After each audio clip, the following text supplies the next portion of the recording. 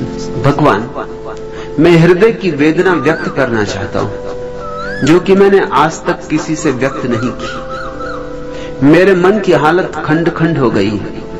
एक तरफ सत्संग का प्रेम और परमात्मा से मिलन की चाहत और दूसरी तरफ भौतिक काम वासना की तरफ हर पल का झुकाव। आज प्रौढ़ावस्था तक उससे छुटकारा नहीं पा सका हूं। समझ आती है तो अधूरी रहती है और स्त्री शरीर के अनेक अनुभवों के बावजूद भी और ज्यादा विरक्ति तंग करती है। सब अच्छी कही हुई बातें और सिखावने बाहर ही रह जाती। मैं वही का वही, सब भूलकर लोलुप हो जाता हूं। वासना मन को घेरे रहती है, स्वप्न में भी वही चलता है। किस क्रिया से मैं छुटकारा या समता पा सकूं, वह रास्ता दिखाएं, कृपा करें। राधा रमन, अभी मैंने जो कहा उस पर विचार कर लें। क्यों छुटकारा चाहते हो? किसने तुमसे कहा कि छुटकारा चाहो?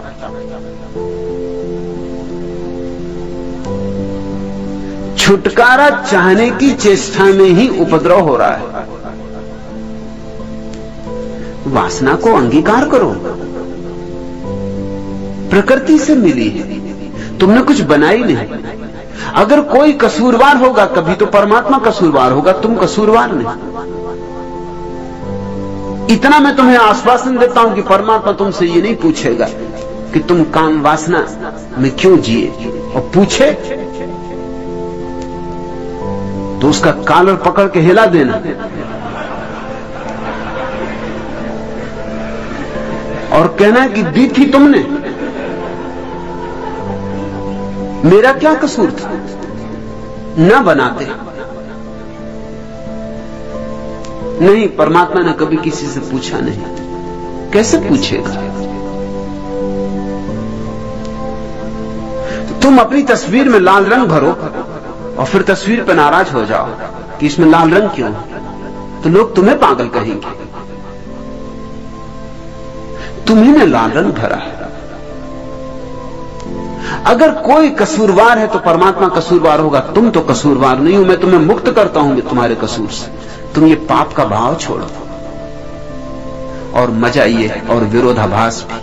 अगर पाप का तुम भाव छोड़ दो वासना के प्रति तो कभी के मुक्त हो गए होते, प्रौढ़ावस्था तक रुकना ना पड़ता। मेरे देखे वैज्ञानिक हिसाब से 14 वर्ष की उम्र में काम वासना शुरू होती, पकती, और 42 वर्ष की उम्र में अपने आप समाप्त हो जाए अगर व्यक्ति स्वीकार करके शांति से आनंद पूर्वक जिए। अपने आप समाप्त हो जाए।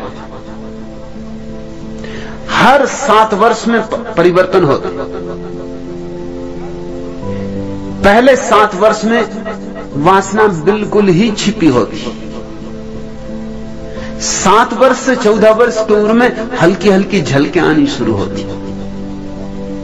समझ में नहीं पड़ता बच्चे की कि क्या हो रहा है, लेकिन हल्की हल्की झलकें आनी शुरू होती, उसमें उत्सुकता जगने लगती। 14 वर्ष की उम्र तक वासना पक जाती, प्रकट होने को तैयार हो जाती। मगर हमने जो व्यवस्था बनाई है वो बड़ी बेहूदी, अवैज्ञानिक है। जब बच्चा काम वासना से तैयार हो जाता 14 साल का, तब हम उसे दमन शुरू करवाते। विवाह तो होगा 24 साल में कि 25 साल में कि 30 साल में। 14 साल से लेके और 24 साल तक 10 साल के फासले में वासना का क्या होगा? दबाएगा बच्चा और दबाने से रुग्ण होगा, तो वासना स्वप्न में प्रविष्ट हो जाएगी या कोई विकृत प्रक्रिया पकड़ लेगा वासना को प्रकट करने की। यह तुम्हें जान लेना चाहिए कि 18 वर्ष की उम्र में वासना सबसे प्रबल वेग लेती है। 17.5 वर्ष की उम्र में ठीक, क्योंकि 14 वर्ष से 21 वर्ष के ठीक मध्य में वासना सर्वाधिक प्रबल होती, उतनी प्रबल फिर कभी नहीं होगी। और उसी वक्त हम दमन करवा रहे हैं। उसी वक्त हम कह रहे हैं कि अभी पढ़ाई में मन लगाओ। उसी वक्त हम कह रहे हैं कि अभी तो राम भजन करो। उसी वक्त हम दमाने का सारा उपाय कर रहे हैं। फिर तुम्हारे बच्चे अगर विकृत हो जाते और एक दफे विकृति पकड़ ले तो आसानी से नहीं छूटती। ध्यान रखना, जो प्राकृतिक है वो आसानी से उसके पार जाया जा सकता है, जो अप्राकृतिक है उसके पार जाना कठिन हो जाता है। अप्राकृतिक जटिल हो जाता है और अप्रकृति पैदा हो जानी स्वाभाविक है। हजार तरह की विकृतियां संभव है और सारी मनुष्य जाति विकृति से भर गई। 24 या 25 साल या 26 साल या जैसे जैसे सभ्यता आगे जा रही, उम्र बढ़ती जा रही विवाह की, क्योंकि इतनी शिक्षा पूरी होगी तब विवाह। 25 साल और 30 साल के बीच में कभी विवाह होगा। अब मजा यह है कि वासना उतार पर हो गई तब विवाह होगा। जब वासना अपने उद्दाम वेग में थी तब विवाह ना हुआ। अब वासना का वेग क्षीण होने लगा। 17.5 वर्ष में सबसे ऊंचा शिखर छूती है वासना। ये मैं वैज्ञानिक शोध की बात कर रहा हूं। और फिर उसके बाद उतार शुरू हो जाता। 5-7 साल में जब उतार हो गया फिर विवाह होगा। अब विवाह में संभोग तो होगा लेकिन संभोग से तृप्ति नहीं होगी। वह तृप्ति हो सकती थी 17.5 साल की उम्र में, अब नहीं हो सकती। अब वेग ही नहीं है इतना कि तृप्ति हो सके। अब भूख ही इतनी गहरी नहीं है कि तृप्ति हो सके। अब तुम्हारी वासना फुसफुसी हो गई। अब यह फुसफुसी वासना जिंदगी भर पीछा करेगी। तृप्त हो गई होती तो कभी तुम इसके छूट गए होते, कभी के छूट गए होते, मगर तृप्त नहीं हो पाएगी। और हर बार जब वासना में उतरोगे आनंद तो कोई भी अनुभव नहीं होगा और विषाद अनुभव होगा पीछे कि शक्ति भी खोई, कुछ पाया भी नहीं।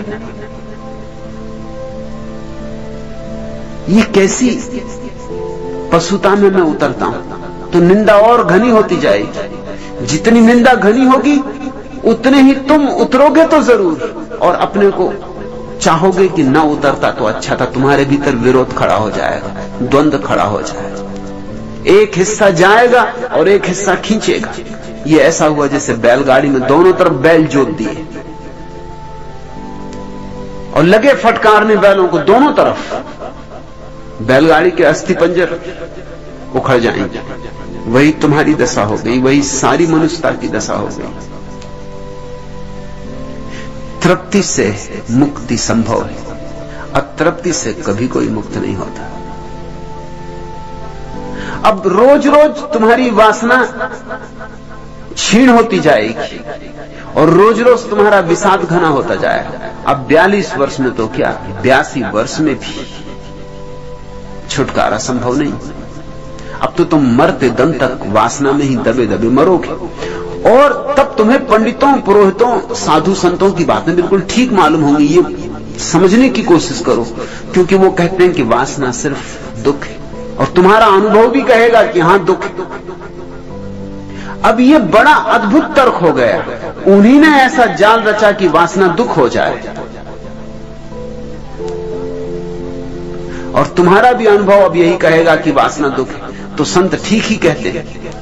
इसलिए मेरे जैसे लोगों की बात तुम्हारी समझ में ना पड़ेगी, क्योंकि तुम्हारा अनुभव मेरे विपरीत है। मैं कहता हूं वासना परम आनंद है, मगर तुम राजी नहीं हो सकते। तुम कहोगे किससे कह रहे हैं आप? और लोग समझते हैं कि उन्होंने बच्चे पैदा कर लिए इसलिए उन्होंने वासना को जाना। बच्चे पैदा करने के लिए वासना जानने की कोई जरूरत नहीं। बच्चे पैदा करना तो इतना सरल काम, गधे घोड़े भी कर रहे हैं। इसलिए कोई जानकारी या होश की जरूरत नहीं है। बच्चे पैदा करना तो इतना सरल काम है जैसे बटन दबा के बिजली जला देना। लेकिन क्या तुम समझते हो कि बटन दबा के बिजली जला ली तो तुम समझ गए कि बिजली क्या है?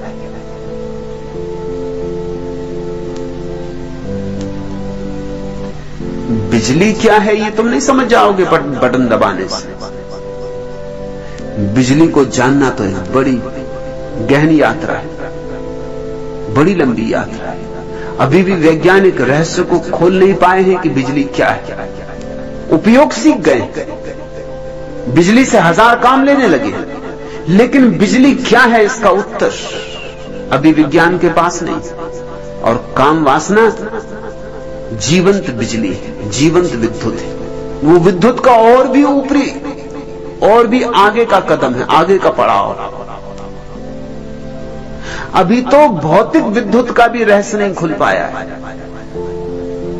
तो जैविक विद्युत का, बायोलॉजिकल इलेक्ट्रिसिटी का रहस्य तो अभी बहुत दूर है। अभी तो उस पर काम भी शुरू नहीं हुआ है। लेकिन कोई बच्चे पैदा कर लेता, बच्चे तो तुम दर्जनों पैदा कर लेता, जितना ना समझ आदमी हो उतने बच्चे पैदा कर लेता। बच्चे पैदा करने में क्या है, लेकिन बच्चे पैदा करने वाला सोचने लगता है कि मैं वासना को जानता हूं, और छुटकारा नहीं हुआ अभी तक। वासना को तुम नहीं जानते। वासना को जानने का शास्त्र, वासना को जानने की कला है, उसी कला का नाम तंत्र है। उसके बड़े सूक्ष्म उपाय हैं, विधियां हैं। मैं चाहता हूं कि लोग तंत्र की विधियां समझें, सीखें, मगर जिनको मैं समझाना चाहता हूं, जिनको मैं सिखाना चाहता हूं, जो सीखकर वासना से मुक्त हो सकते, वही प्रस्तावना करते हैं कि मुझे फांसी की सजा दे दी जाए। और उनको भी मैं कसूर नहीं दे सकता। उनका अनुभव उनसे यही कहता है कि वासना में क्या सुख है, वासना तो नरक। हालांकि नरक कह कह के वो मुक्त नहीं हुए। राधा रमण, तुम्हारी अवस्था तुम्हारी ही नहीं है, करीब करीब 99% मनुष्यता की।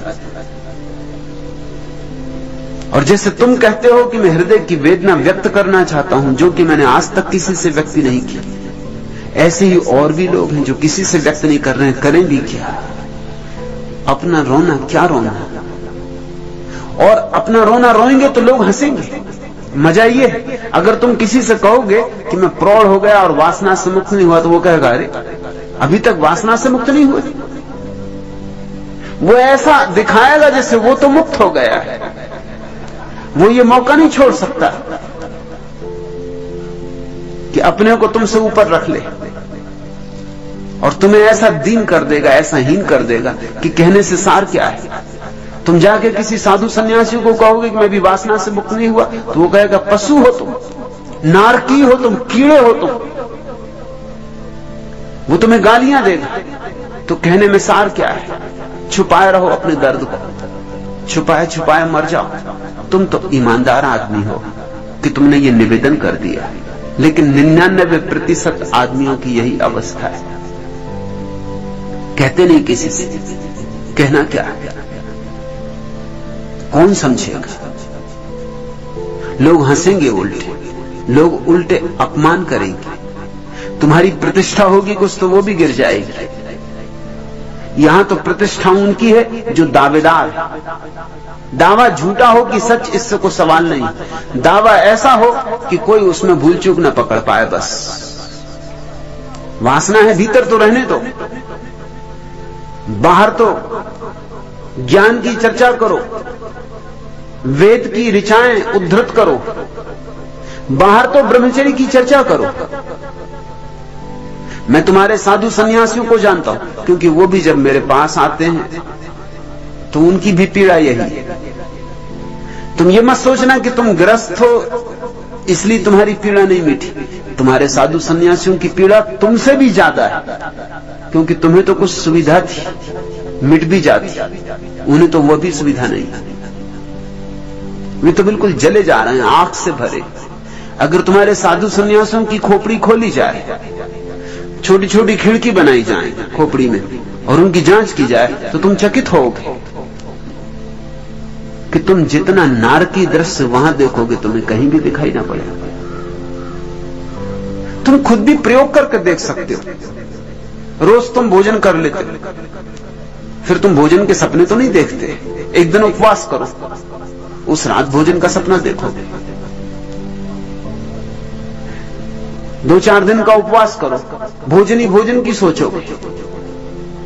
और सब सोच विचार खो जाएगा। मैं तुमसे कहता हूं राधा रमन, काम वासना का विचार भी खो जाएगा। 5-7 दिन उपवास करो, भोजन ही भोजन दिखाई पड़ने लगेगा। रास्ते पे निकलोगे तो स्त्रियां दिखाई नहीं पड़ेंगी, होटलें दिखाई पड़ेंगी। होटलों के अक्षर बिल्कुल साफ साफ दिखाई पड़ेंगे, बोर्ड बिल्कुल पढ़ोगे, बार बार पढ़ोगे। रास्ते पे निकलोगे तो और कुछ नहीं, ये भजिए की गंध, ये पकौड़ों की गंध, राह तुम्हें एकदम गंधों से भरी मालूम होगी, भोजन की एक से एक गंध। इसी रास्ते से जिंदगी भर गुजरे थे, ये गंध तुम्हें कभी मालूम ना पड़ी थी, क्योंकि पेट भरा था, तृप्त थे तुम। अभी तुम रास्ते से गुजरते हो, स्त्रियां ही स्त्रियां दिखाई पड़ रही। तुम्हारे भीतर वासना दबी पड़ी है। तुमने अच्छा किया कि कहा, निवेदन किया, रास्ता बन सकता है, लेकिन रास्ते को बनाने के लिए कुछ बड़ी महत्वपूर्ण बातें समझनी होगी। तुमने कहा मेरे मन की हालत खंड खंड हो गई, तुमने की है हालत खंड खंड, हो नहीं गई। तुम जिम्मेवार हो, दोष किसी और पर डाला नहीं जा सकता, अंततः तो जिम्मेवारी अपनी। पंडित पुरोहितों को भी दोष टालने से कोई प्रयोजन नहीं, क्योंकि उनकी तुमने मानी, ये तो जिम्मेवारी तुम्हारी। न मानती, मैंने नहीं मानी, मेरे पास अनंत सन्यासी इकट्ठे हो रहे हैं, इन्होंने नहीं मानी, तुम भी न मानते, लेकिन अभी भी तुम उनकी ही मान रहे हो। ये प्रश्न भी उनकी ही मान्यता से पैदा हुआ है, ये अड़चन भी उन्होंने दी, ये प्रश्न भी उसी से पैदा हुआ है। तुम कह रहे हो एक तरफ सत्संग का प्रेम और परमात्मा से मिलन की चाहत, और दूसरी तरफ भौतिक काम वासना की तरफ हल पल झुकाव। ये दोनों अलग बातें नहीं हैं। जिन्होंने तुमसे कहा अलग है, उन्होंने तुम्हें गलत समझाया। ये दोनों बिल्कुल एक सी बात है। जिस चाहत से तुमने किसी स्त्री को चाहा है, वही चाहत तो नए पंख लगा परमात्मा को चाहेगी, विपरीत नहीं। जिस वासना के कारण तुम्हें किसी स्त्री के चेहरे में सौंदर्य दिखाई पड़ा था, उसी के कारण तो तुम्हें किसी कमल में सौंदर्य दिखाई पड़ेगा। चाहत तो वही है। उसी के कारण तो तुम्हें सूर्यास्त में सौंदर्य दिखाई पड़ेगा, रात तारों में सौंदर्य दिखाई पड़ेगा, वही चाहत है। और उसी चाहत से एक दिन तुम्हें ये सारा जगत सौंदर्य से भरपूर मालूम पड़ेगा, तब परमात्मा का अनुभव शुरू होगा। लेकिन तुम कह रहे हो एक तरफ परमात्मा की चाहत और दूसरी तरफ काम वासना की तरफ झुकाव। तुमने इनको विपरीत मान रखा है, वहीं तुम्हारी भूल हो रही, वहीं मूल भूल हो रही। और जब मूल भूल हो जाए तो फिर तुम जो भी करोगे वो गलत हो जाएगा। पहला कदम ही गलत पड़ गया। ये दोनों बातें विपरीत नहीं है, ये दोनों बातें अलग अलग दिशाओं में नहीं है, ये एक ही रास्ते के पड़ाव। काम पहला पड़ाव, प्रेम दूसरा पड़ाव, प्रार्थना तीसरा पड़ाव, एक ही रास्ते पर। यही मेरी मौलिक देन है तुम्हारे लिए, ये एक ही रास्ते के पड़ाव। इसलिए जरा भी चिंता ना लो, खंड खंड तुम अपने आप हुए जा रहे हो अपनी व्याख्या के कारण। मेरी व्याख्या समझो, खंड समाप्त हो गए, इसी क्षण समाप्त हो गए। खंडों को जोड़ना नहीं पड़ेगा, सिर्फ तोड़ना बंद हो गया। वही तो सौंदर्य को चाहता है जो परमात्मा को चाहेगा, वही चाहता, वही प्रेम। माना कि स्त्री में बड़ा स्थूल सौंदर्य है, पुरुष में बड़ा स्थूल सौंदर्य है, और परमात्मा में एक सूक्ष्म सौंदर्य है, सूक्ष्माति सूक्ष्म। लेकिन सौंदर्य तो सौंदर्य। हीरा जब पहली दफा खोजा जाता है खदान से तो पत्थर जैसा लगता है, सिर्फ जौहरी देख पाते। और मैं तुमसे कहता हूं कि जिसे तुम कामवासना कह रहे हो वो हीरा है। मैं जौहरी की तरह तुमसे कह रहा हूं कि वह हीरा है। उसे काटना होगा, निखारना होगा, उसे साफ सुथरा करना होगा, तब कहीं तुम पहचान पाओगे कि ये हीरा है। तुम्हें पता है, जब पहली दफा कोहिनूर हीरा मिला तो जिस आदमी को मिला उसके घर महीनों बच्चे उससे खेलते रहे, क्योंकि समझा कि पत्थर कोहिनूर हीरा। और कोहिनूर हीरे के साथ बड़ी प्यारी कहानी जुड़ी। गोलकुंडा में मिला था। जिस आदमी को मिला था वो एक गरीब किसान था। छोटा सा एक खेत था और खेत में से बहती हुई एक छोटा सा झरना था। उस झरने की रेत में ही उसे एक दिन ये पत्थर चमकता हुआ मिल गया। सोचा, उठा लिया कि बच्चे खेलेंगे, आके बच्चों को दे दिया। बच्चे उससे खेलते भी रहे। वो घर में कभी इस कोने कभी उस कोने पड़ा रहा। कोहिनूर हीरा, जो अब इंग्लैंड की रानी एलिजाबेथ के मुकुट में लगा है और जो इस समय दुनिया का सबसे बहुमूल्य हीरा है। जिस कोहिनूर के पीछे न मालूम कितने लोगों की जाने गई, उससे बच्चे खेलते रहे, किसी को पता ही ना था। और कहानी अद्भुत है कि उस किसान के घर एक रात एक यात्री फकीर मेहमान हुआ। उस फकीर ने जमानों की बातें की, दूर दूर की, क्योंकि सारी दुनिया घूमा हुआ था। और उसने उस किसान से कहा कि तू भी यहां क्यों समय खराब कर रहा है, मिट्टी में क्यों सिर फोड़ रहा है। ऐसी जगह है जहां सोने की खदानें, हीरों की खदानें, मैं तुझे पता दे देता हूं, तू जा, इतनी मेहनत से तो तू अरबपति हो जाएगा। तो उसने अपना खेत बेच दिया। जिस खेत में कोहिनूर मिला था उसने बेच दिया। और उसी खेत में फिर खदान मिली सबसे बड़ी गोलकुंडा की, जिससे दुनिया के सबसे कीमती हीरे निकले। वो उसने ऐसा 2 कौड़ी में बेच दिया, खेत की कीमत में बेच दिया। और खेत को बेच के निकल पड़ा तलाश में। अपने पत्नी बच्चों को कहा कि तुम रुको, मैं जाता हूं धन की तलाश में। कोई 4-5 साल बाद भिखमंगे की हालत में वापस लौटा। वो जो पैसे थे सब खर्च हो गए, न कहीं कोई हीरे की खदानें मिली, न कोई धनी हो पाया। भटक के अपने घर वापस आ गया। लेकिन जिस दिन घर वापस आ गया उसी दिन उसकी आंख खुली। वो हीरा जो बच्चों को खेलने दे गया, इस 4-5 साल की यात्रा में खदानें तो नहीं मिली, लेकिन हीरों की परख आ गई। हीरे हीरे की धुन सवार रही। जोहरियों के पास बैठा, दुकानदारों के पास बैठा, हीरे देखे, हीरों की परख आ गई। हीरे तो नहीं मिले मगर परख आ गई, और परख आ गई तो हीरे मिल गए, क्योंकि परख ही असली सवाल है। विश्वास ही ना कर सका अपनी आंखों पर कि हीरा मेरे घर में है, और मैं सारी दुनिया में खोजता रहा। फिर लाख उपाय किए कि खेत वापस मिल जाए, लेकिन अब खेत कैसे वापस मिले, खबर उड़ गई। उस खेत में सबसे बड़ी खदान गोलकुंडे की। निजाम हैदराबाद के सम्राट के पास जितने हीरे थे वो सब उसी खदान के हीरे थे। काफी हीरे थे, अभी भी हैं। जब निजाम हैदराबाद अपनी पूरी शान में थे तो उनके पास इतने हीरे थे कि हर वर्ष उन हीरों को धूप देने के लिए 7 छतों पर फैलाना पड़ता था, सिर्फ धूप देने के लिए। फावड़ों से निकालना पड़ता था और फावड़ों से ही वापस कमरों में बंद करना पड़ता था, जिससे हीरे ना हो, कंकड़ पत्थर। ये उसी गरीब किसान के खेत में सारे हीरे मिले।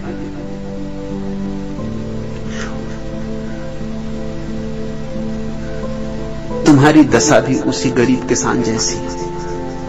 वो जो तुम्हारे खेत में छोटा सा झरना बहता है काम वासना का, वही हीरों की खदान है।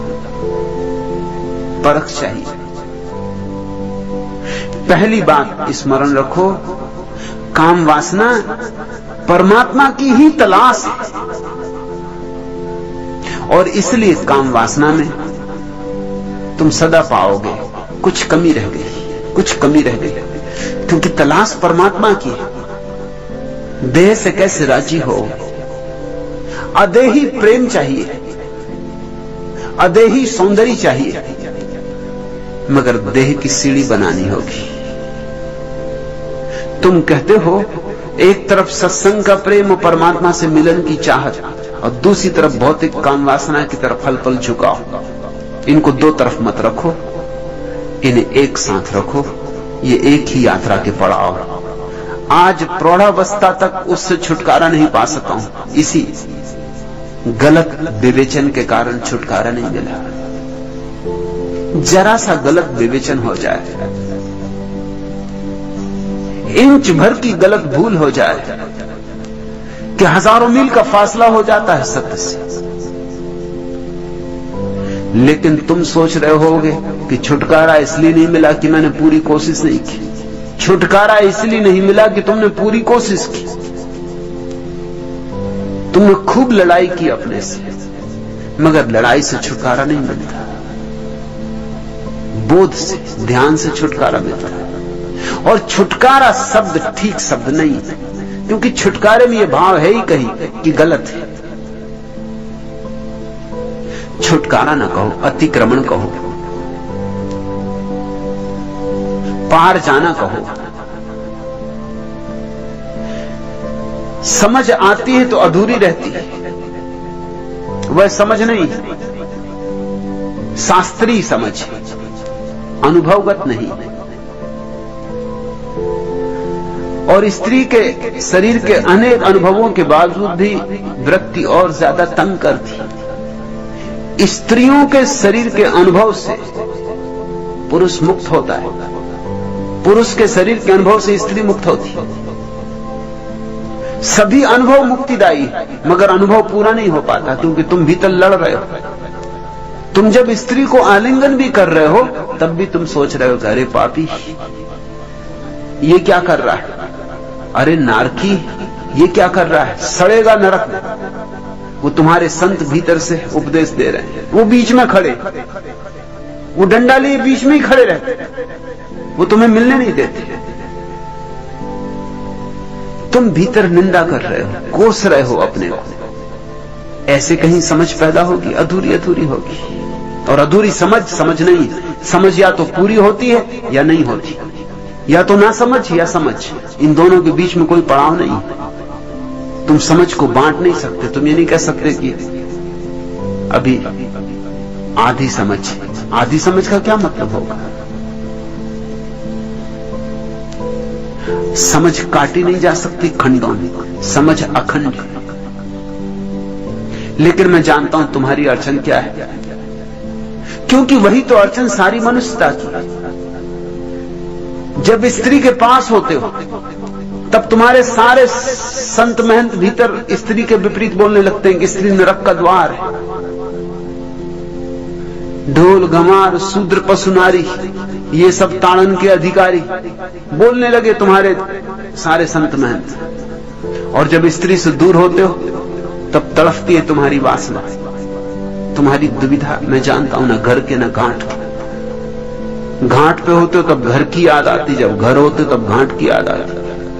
धोबी के गधे जैसी तुम्हारी अवस्था हो गई।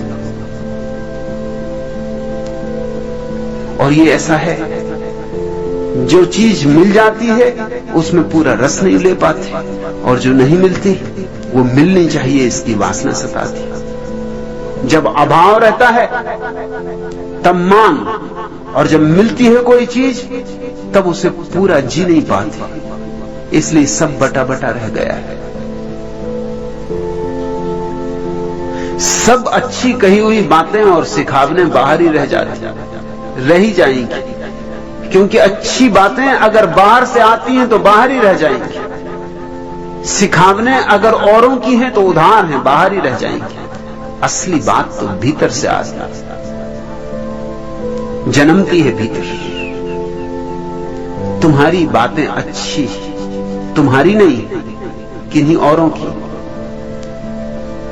तुमने उनको गोद ले लिया है, जैसे गोद ले लेते ना लोग। अब किसी ने किसी का बच्चा गोद ले लिया, गोद लेके वो मां हो गई, गोद लेके तुम पिता हो गए। मगर क्या तुम समझते हो कि गोद लिया बच्चा सच में किसी को मां बना सकता? क्योंकि मां बनने की अनिवार्य प्रक्रिया तो हुई ही नहीं। वो 9 महीने का गर्भ, वो 9 महीने की तकलीफें, वो 9 महीने का बोझ, वो उल्टियां, भोजन का पचना नहीं, रात नींद का ना आना, वो 9 महीने की पीड़ा कौन झेलेगा? मां बनना कोई मुफ्त में तो नहीं होता, उसके लिए कीमत चुकानी होती। और जिस दिन बच्चा पैदा होता है उस दिन की पीड़ा, असह पीड़ा। गोद लेके तो तुमने बड़ी होशियारी कर ली, सब झंझट से ही बच गए। लेकिन ध्यान रखना, जिस दिन बच्चा पैदा होता है उसके पैदा होने में ही दूसरी तरफ मां पैदा होती है। बच्चा अकेले पैदा नहीं होता। जब तक बच्चा नहीं था तब तक वह स्त्री थी, मां नहीं थी। जिस दिन बच्चा पैदा हुआ उस दिन स्त्री में कुछ नया अंग जुड़ा, मां बनी। तो 2 पैदा हुए उस दिन, एक तरफ बच्चा पैदा हुआ, एक तरफ मां पैदा हुई। फिर बच्चे का पालना, फिर बच्चे की सारी तकलीफें, फिर रात रात जागना, फिर रात में 10 बार जागना, फिर बच्चे को दूध देना, अपने प्राणों से बच्चे को जोड़े रखना, फिर बच्चे की सब तरह तीमार, सब तरह फिक्र, वो सारा दान, वो सारा प्रेम, वो सारी करुणा, उस सबसे मिलके मां बनती। तुमने होशियारी की, तुमने गणित का काम किया, तुम सारी झंझट से बच गए। तुमने परख नली का शिशु ले लिया कि तुम गए हो किसी और का बच्चा उधार ले लिया। ठीक ऐसी ही घटना ज्ञान के संबंध में भी घटती। असली ज्ञान के लिए तो तुम्हें भीतर बहुत सी पीड़ाएं झेलनी पड़ती, बहुत सी तपस्याएं झेलनी पड़ती, बहुत से अनुभवों से गुजरना पड़ता, निखरना पड़ता, बहुत सी आग झेलनी पड़ती। ज्ञान भीतर पैदा होता है, जैसे गर्भ, ऐसे ज्ञान भीतर पैदा होता है। ऐसा ज्ञान मुक्त करता है। ऐसे ज्ञान से तुम सच में ज्ञानी होते हो। एक तरफ ज्ञान जन्मता है, दूसरी तरफ ज्ञानी जन्मता है। लेकिन तुमने उधार ले लिया है ज्ञान। अच्छी सिखावने कहां से लाए हो? किताबों में पढ़ ली। और हो सकता है जिन्होंने किताबों में लिखी उन्होंने और किताबों में पढ़ ली होगी। उधारी पर उधारी चल रही है। धर्म नगद होता है, उधार धर्म नहीं होता। इसलिए तुम्हारी अड़चन है राधा रमन। तुम कहते सब अच्छी कही बातें और सिखावने बाहर ही रह जाती, रह ही जाएंगी। बाहर की हैं, बाहर ही रह जाएंगी, भीतर जा भी कैसे सकती? गोद लिया बच्चा गर्भ में जाएगा कैसे? गर्भ से आया हुआ बच्चा एक बात है, लेकिन अब तुम गोद लिए बच्चे को गर्भ में कैसे ले जाओ? वह तो बाहर ही रहेगा। और बच्चे को चाहे पता चले न चले, तुम्हें तो सदा पता रहेगा कि अपना नहीं। तुम्हें तो कैसे भूलेगी ये बात कि अपना नहीं? इसे बुलाने का कोई उपाय नहीं। तुम्हारे बीच और बच्चे के बीच एक फासला बना ही रहेगा। संबंध औपचारिक रहेगा, संबंध आत्मिक नहीं हो सकता। इसलिए मैं तुमसे कहता हूं, ज्ञान की चिंता ना करो, ध्यान की चिंता करो।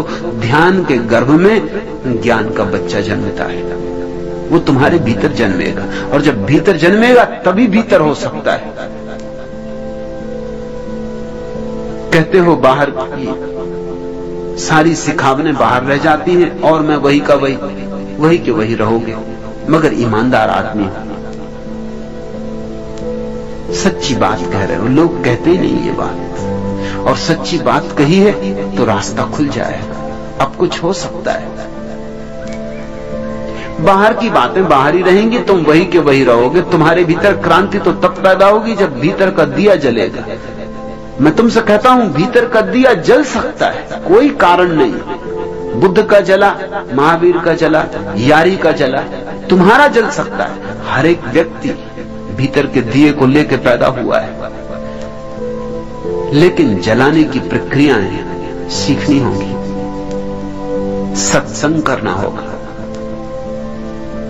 साहस करना होगा, किसी जीवंत बुद्ध के साथ चलने का संन्यास्त होना होगा, शिष्य बनना होगा। और ध्यान रखना, असली गुरु ज्ञान नहीं सिखाता, असली गुरु ध्यान सिखाता और ज्ञान तुम्हारे भीतर पैदा होता।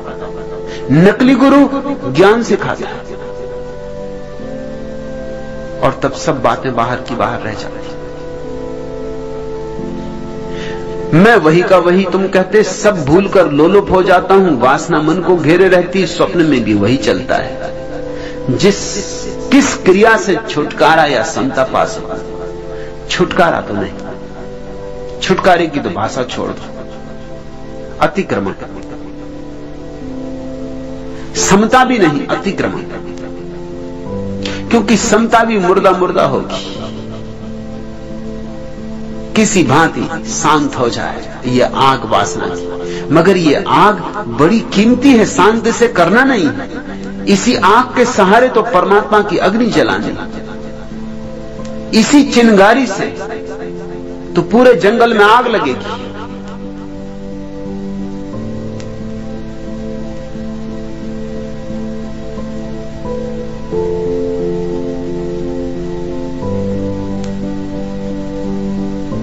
दबा नहीं देना है, इसे राख नहीं कर देना है। इसी चिंगारी में तो तुम्हारा भविष्य आशा है। इसलिए छुटकारा नहीं, समता नहीं, अतिक्रमण। और अतिक्रमण का उपाय है वासना में ध्यानपूर्वक जाओ, समग्र रूपेण जाओ। और अभी भी देर नहीं हो गई है। ऐसे तो देर हो गई, मगर अब जो हुआ हुआ, अभी भी देर नहीं हो गई। और सुबह का भूला सांझ भी घर आ जाए तो भूला नहीं कहलाता। अगर मरते मरते क्षण तक भी वासना का अतिक्रमण हो गया तो समझना कि घर आ गया। यह हो सकता है। भूले भटके तुम ठीक जगह आ गए हो जहां यह हो सकता है, लेकिन साहस तो करना होगा, सस्ते में नहीं होगा। तुम चाहो कि मेरी बातें सुन हो जाए तो नहीं होगा। मैं जो कहता हूं वह करोगे तो हो सकता है।